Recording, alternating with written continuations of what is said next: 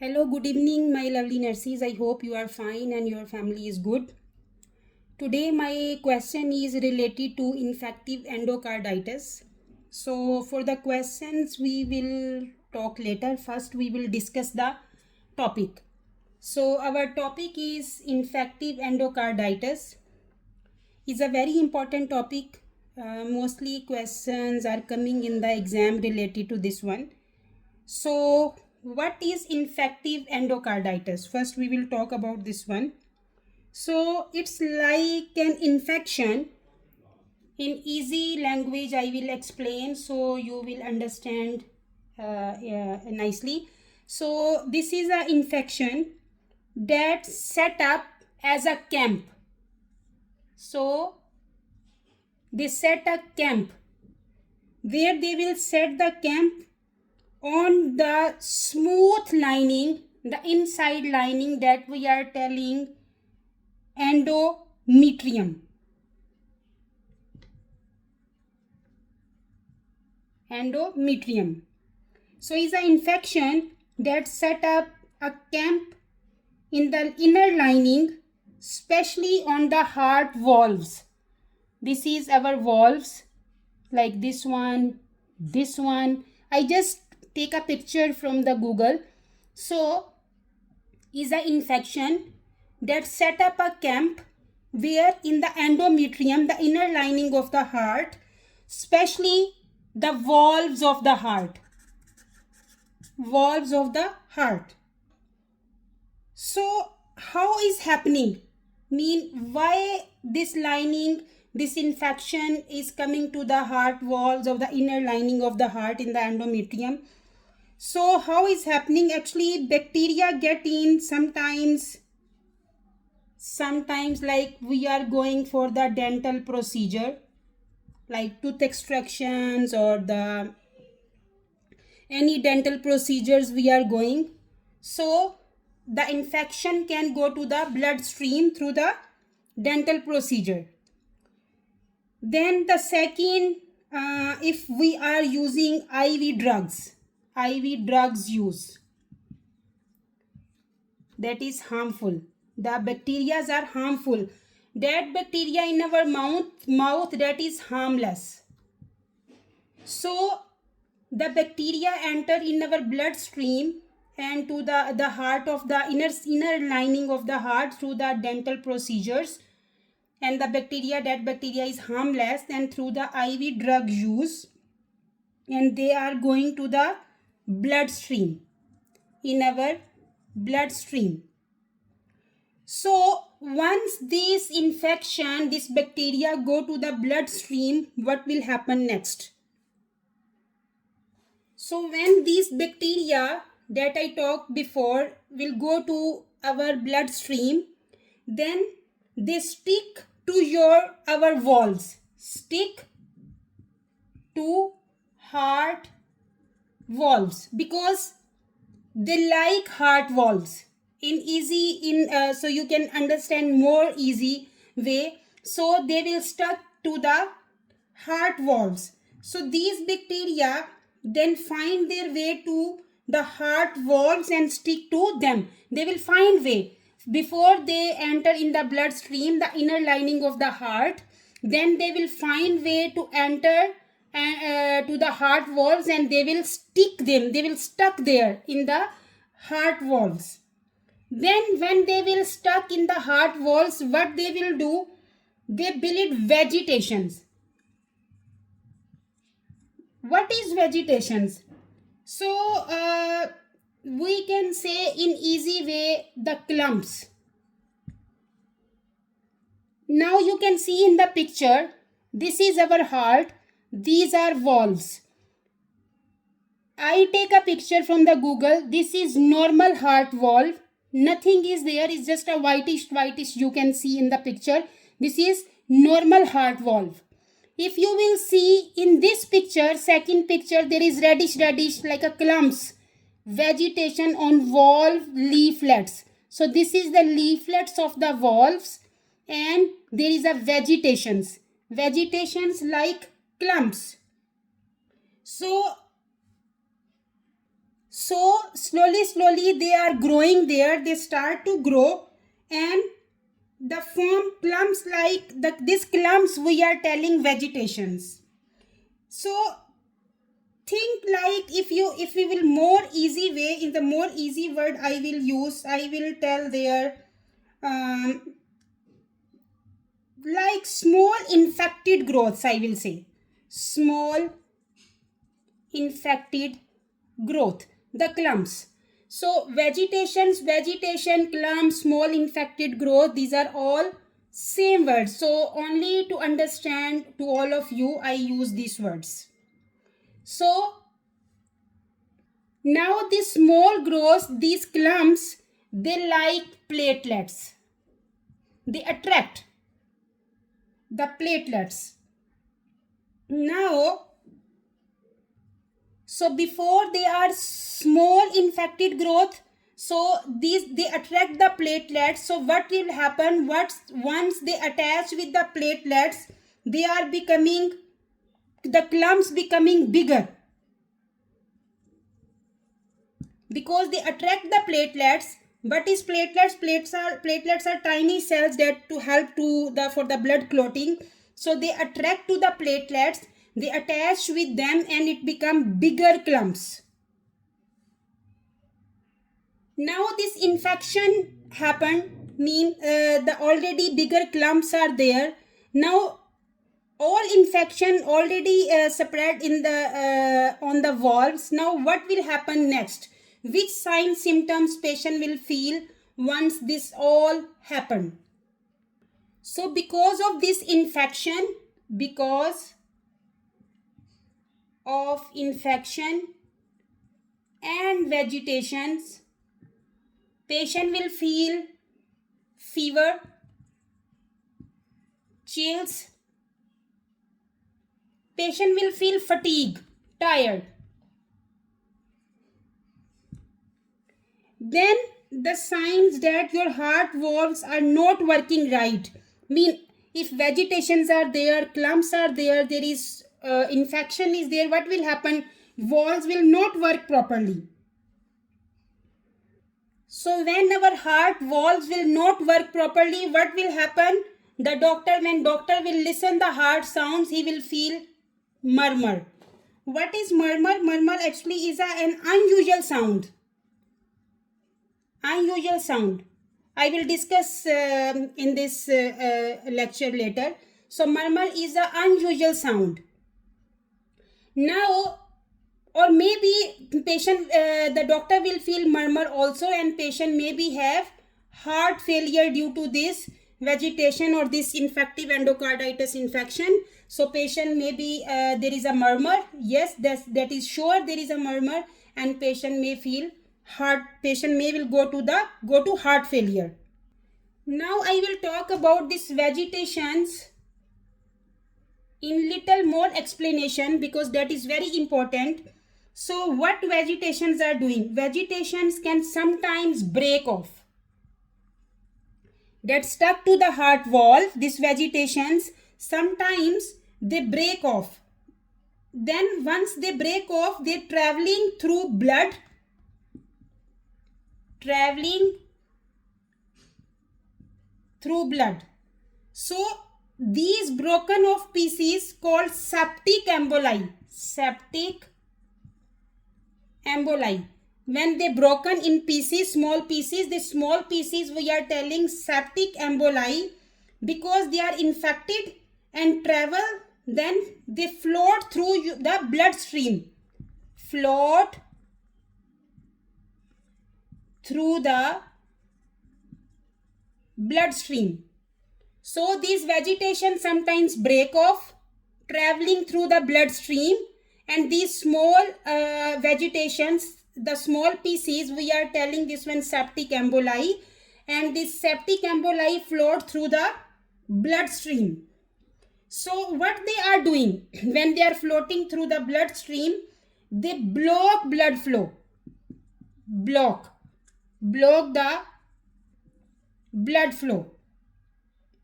After blocking blood flow, they can get stuck in smaller arteries. Smaller arteries, they can stuck, blocking the blood flow to the different parts of the body. So what vegetation sometimes break off traveling through bloodstream. So when they are traveling through the bloodstream, this small pieces we are telling septic emboli, and this septic emboli, what they are doing, floating through the bloodstream, and because they are floating through the bloodstream, and this blood flow sometimes they stuck in the small arteries, and these small arteries, and they are blocking the blood flow to the different parts of the body,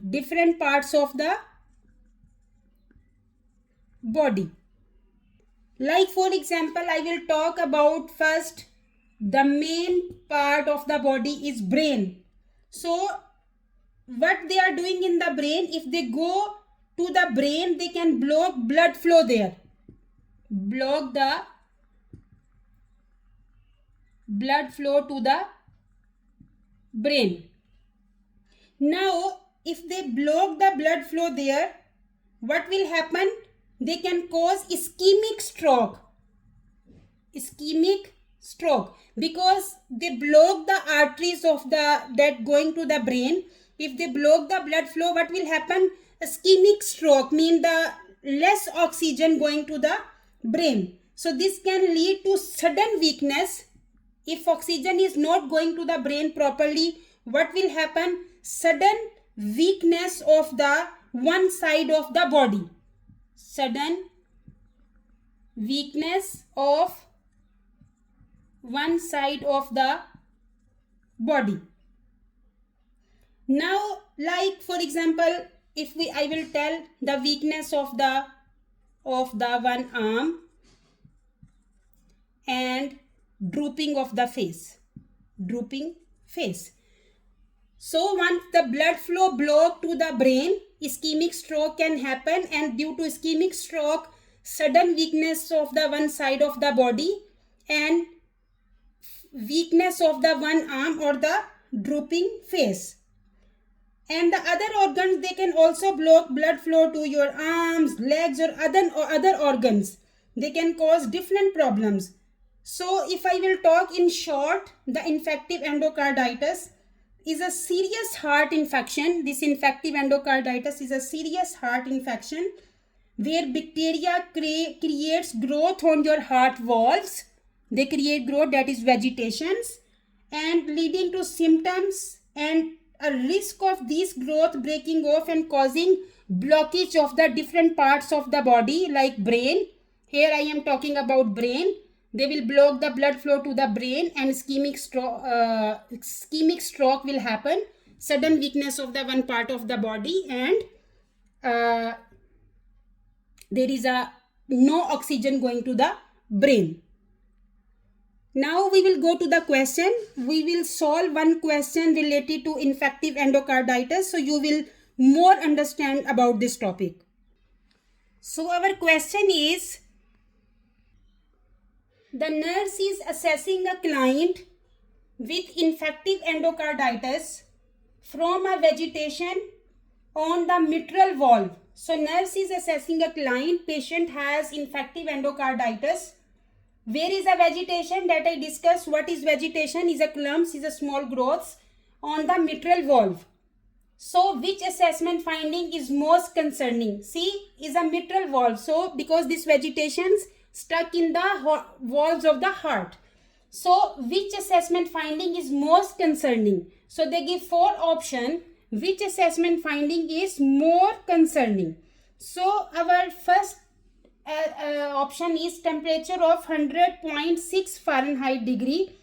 So fever is an expected finding because patient has infection. So is an expected finding in infective endocarditis. So this client may require an antipyretic. So we can give antipyretic. But this is not the most concerning finding. So temperature of 100.6 is expected finding in the infective endocarditis. So in this situation we can give antipyretics, but is not the concerning point. So this is a wrong option, because we are searching the most concerning finding. Now number 2, asymmetrical smile and right arm weakness. So asymmetrical smile and right arm weakness, it's mean the vegetations broke off, the small pieces traveled through the bloodstream and it go to the brain. So once is floating through to the brain, what will happen? Ischemic stroke that I discussed before. Ischemic stroke will happen, and due to ischemic stroke, sudden what will happen?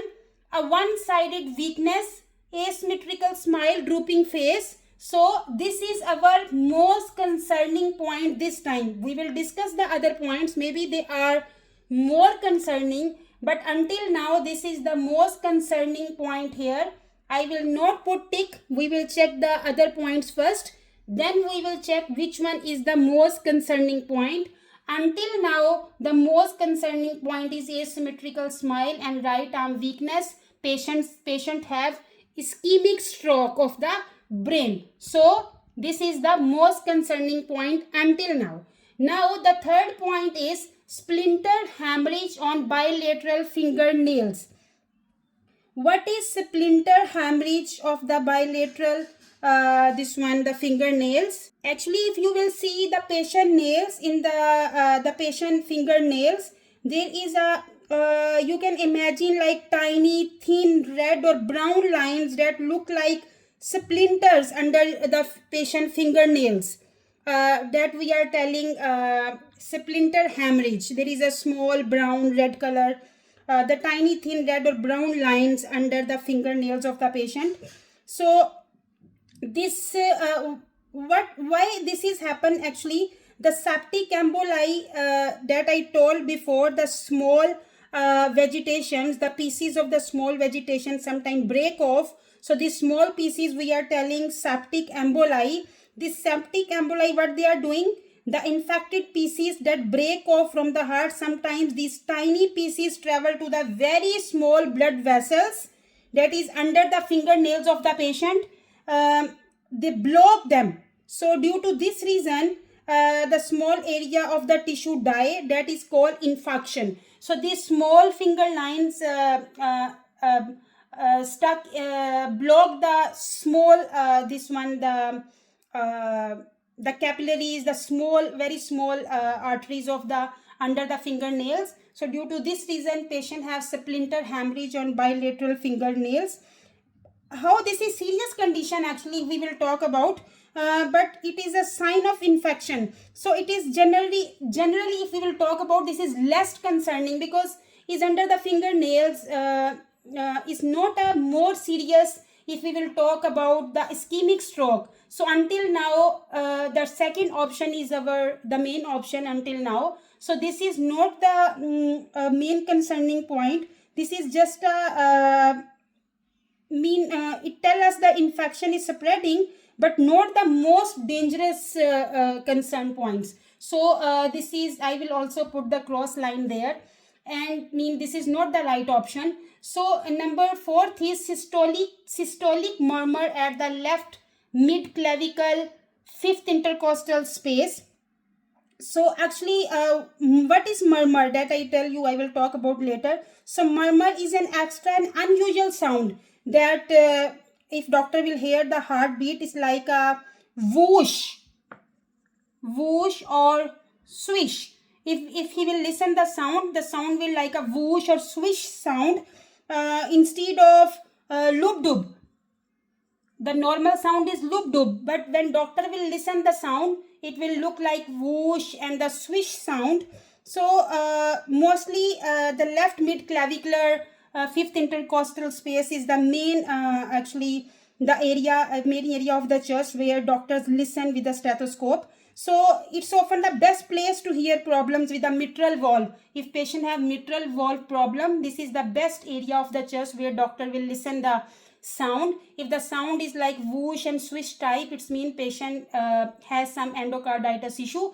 So the normal sound is loop dub, but the murmur sound is whoosh and swish. So why this is happening actually? These vegetations, the infected clumps on the heart valves can damage them actually. So if they damage a mitral valve, it might not mean closely working properly. So mitral valve mean, if I will tell, is like a mitral valve regurgitations. So the if the mitral valve have a problem, already infection is there, already vegetations is there, extra growth already make, they already attach with the platelets, and already there is a more growth is there. So this murmur, systolic murmur, is a expected finding. So this is also a wrong option. So our right answer is asymmetrical smile and right arm weakness, because this is a ischemic heart stroke. So this is the most concerning finding that the nurse should have to assess first. So our right answer is option 2. I hope you understand the question and the explanation. If you understand, please like and subscribe my YouTube channel and share with your friends and colleagues. Thank you very much. Take care of yourself and your family. Allah Hafiz.